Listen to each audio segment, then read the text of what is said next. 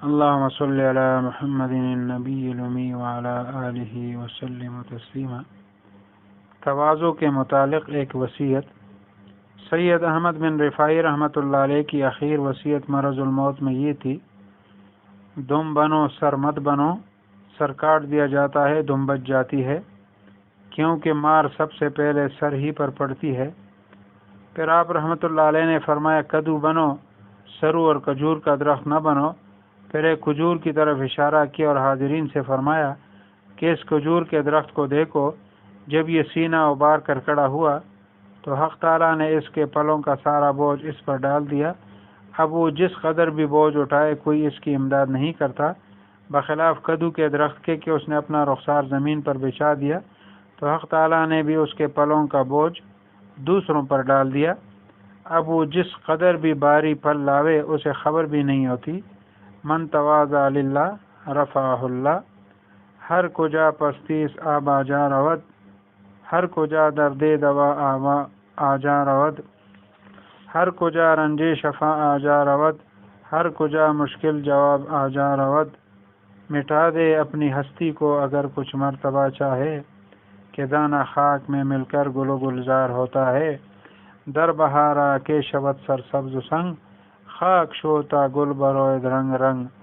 سال ہاتو سنگ بودی دل خراش، آز مورا یک زمانے خاک باش۔ عقیدہ اہل سنت والجماعت۔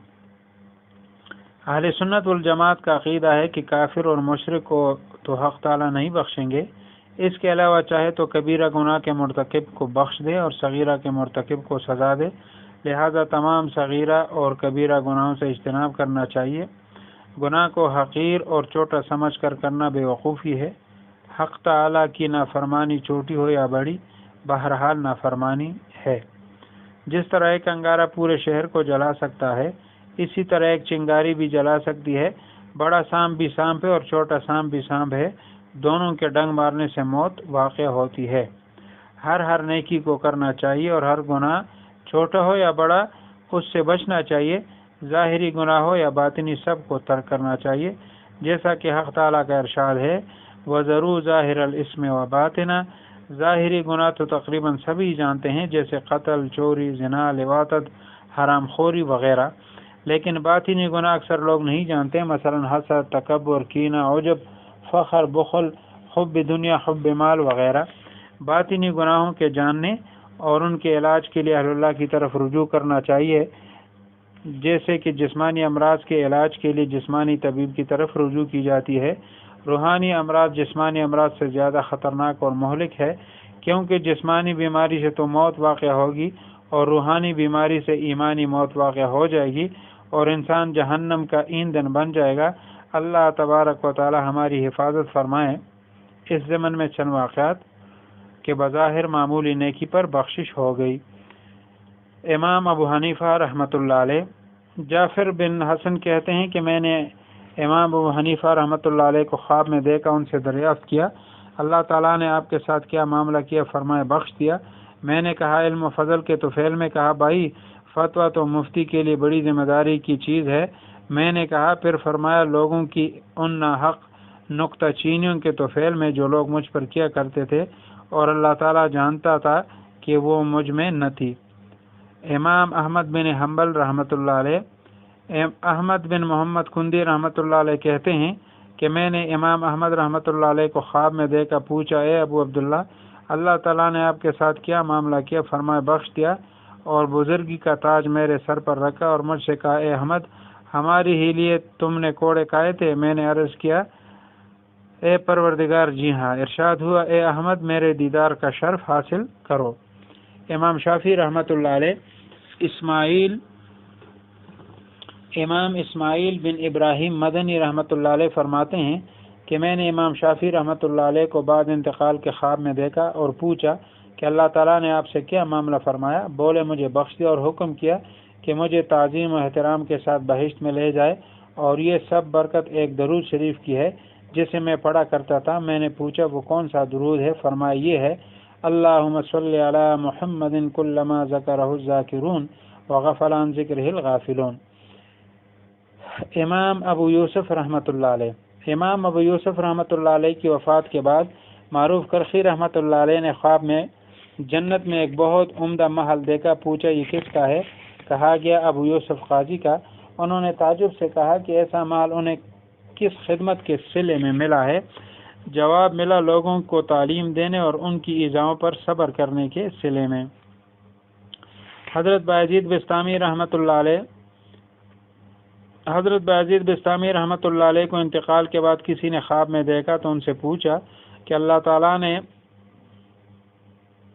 آپ کے ساتھ کیا معاملہ فرمایا؟ جواب دیا کہ ہمارے ساتھ بڑا عجیب معاملہ ہوا. ہم یہاں پہنچے تو اللہ تعالیٰ نے پوچھا کہ کیا عمل لے کر آئے ہو؟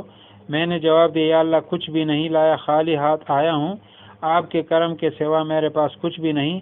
اللہ تعالیٰ نے فرمایا ویسے تو نے بڑے بڑے عمل کیے لیکن تمہارا ایک عمل ہمیں بہت پسند آیا، آج اسی عمل کی بدولت تمہاری مغفرت کر رہے ہیں. وہ عمل یہ ہے کہ ایک رات جب تم اٹھے تو تم نے دیکھا کہ ایک بلی کا بچہ سردی کی وجہ سے ٹھٹر رہا ہے. تم نے اس پر ترس کھا کر اسے اپنے لحاف میں جگہ دے دی اور اس کو حرارت پہنچا دی. تمہارا یہ عمل اخلاص پر مبنی تھا، اس لیے یہ ہمیں اتنا پسند آیا کہ اس کی بدولت ہم نے تمہاری مغفرت کر دی. حضرت جنید رحمۃ اللہ علیہ کو کسی نے مرنے کے بعد خواب میں دیکھا اور آپ سے دریافت کیا اللہ تعالیٰ نے آپ کے ساتھ کیا سلوک کیا؟ فرمایا تمام اشارات مٹ گئے، سب عبادات فنا ہو گئی، کوئی چیز ہمارے کام نہ آئی مگر وہ مختصر چند رکعتیں جن کو ہم پچھلی رات میں پڑھا کرتے تھے. حضرت ابو سہل سالوکی رحمۃ اللہ علیہ کسی نے حضرت کو مرنے کے بعد خواب میں دیکھا اور کہا اپنے علم کی سناؤ کیا رہا؟ انہوں نے جواب دیا تمام دقائق علمی تو ہوا کے ذروں کی طرح اڑ گئے، صرف وہ مسائل کام آئے جو عام لوگوں نے ہم سے پوچھے تھے. منصور بن ذکین رحمۃ اللہ علیہ حضرت کو کسی نے مرنے کے بعد خواب میں دیکھا اور کہا کہ رب تعالیٰ نے آپ کے ساتھ کیا معاملہ فرمایا؟ فرمایا حق تعالیٰ نے پوچھا منصور کیا عمل لے کر آئے ہو؟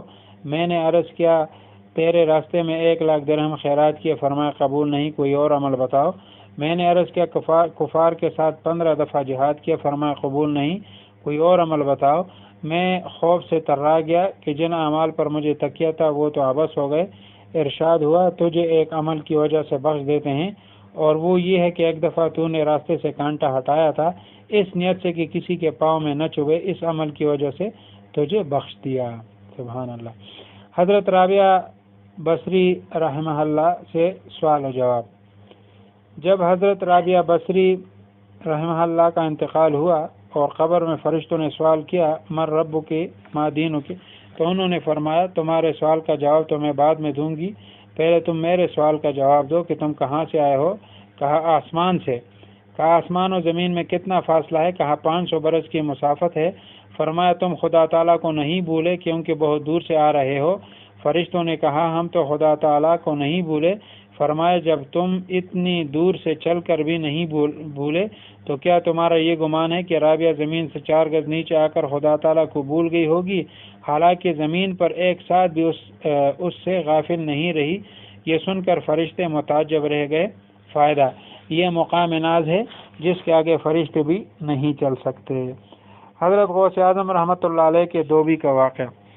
حضرت حکیم علامت رحمۃ اللہ علیہ فرماتے ہیں کہ مولانا شاہ فضل الرحمن گنج مراد آبادی رحمۃ اللہ علیہ سے میں نے سنا فرماتے تھے کہ حضرت غوث اعظم رحمۃ اللہ علیہ کا دوبی جب مرا اس سے قبر میں سوال ہوا کہ مر رب کا ما دینوں کا، تو اس نے جواب دیا کہ حضور میں تو بڑے پیر صاحب کا دوبی ہوں. مطلب یہ تھا کہ جو مذہب ان کا ہے وہی میرا ہے. اس پر فرشتے نے اسے ہنس کر چھوڑ دیا.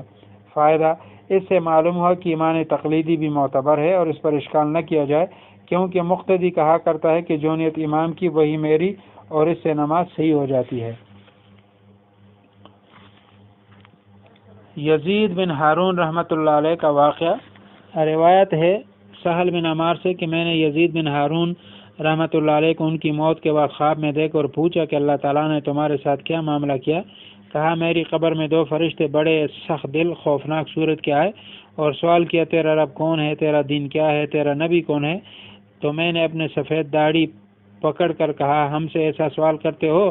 اس کا جواب تو 80 برس تک لوگوں کو ہم نے سکھایا. تب وہ 2 فرشتے چلے گئے. موت کے بعد حضرت عمر رضی اللہ تعالیٰ عنہ کا منکر نکیر سے مکالمہ۔ حضرت عمر فاروق رضی اللہ تعالیٰ عنہ کے بارے میں آتا ہے کہ ان کے بیٹے عبداللہ بن عمر رضی اللہ تعالیٰ عنہ نے ان کو خواب میں دیکھا، پوچھا کہ کیا بنا، منکر نکیر آئے تھے؟ فرمایا ہاں آئے تھے۔ انہوں نے مجھ سے پوچھا من رب کا، تو میں نے ان دونوں کو ٹانگوں سے پکڑ لیا۔ میں نے کہا جب تک تم مجھے نہیں بتاؤ گے کہ تمہارا پروردگار کون ہے میں تمہیں کیوں بتاؤں؟ ان میں سے ایک نے دوسرے سے کہا ان کو چھوڑ دو، یہ عمر فاروق ہے، اہل جنت کا چراغ ہے، ان سے کیا پوچھتے ہو؟ یہ کہہ کر چلے گئے۔ بخشش کا سامان۔ حضرت خواجہ معین الدین چشتی رحمۃ اللہ علیہ کی روایت ہے کہ ایک بزرگ نے سلطان محمود غزنوی رحمۃ اللہ علیہ کو وفات کے بعد خواب میں دیکھا اور پوچھا اللہ تعالیٰ نے تمہارے ساتھ کیا معاملہ کیا؟ جواب دیا کہ ایک رات میں کسی قصبہ میں مہمان تھا، جس مکان میں میں ٹھہرا وہاں طاق پر قرآن شریف کا ایک ورق رکھا تھا۔ میں نے خیال کیا کہ یہاں ورق مصحف رکھا ہوا ہے، سونا نہ چاہیے۔ پھر دل میں خیال آیا کہ ورق مصحف کو کہیں اور رکھوا دوں اور خود یہاں آرام کروں۔ پھر سوچا کہ یہ بڑی بے ادبی ہوگی کہ اپنے آرام کی خاطر ورق مقدس کی جگہ تبدیل کروں۔ اس ورق کو دوسری جگہ منتقل نہیں کیا اور تمام رات جاگتا رہا۔ میں نے کلام پاک کے ساتھ جو ادب کیا اس کے بدلے حق تعالیٰ نے مجھ کو بخش دیا۔ اللہ تعالیٰ ہمیں بھی با ادب بنائے اور ہر قسم کے صغیر اور کبیرہ گناہوں سے بچائے اور ہر نیکی کو کرنے کی توفیق اللہ تعالی ہمیں عطا فرمائے۔ وآخر دعوانا الحمدللہ رب العالمین۔ اللہم صلی علی محمد النبی الأمی وعلی آلہ وسلم۔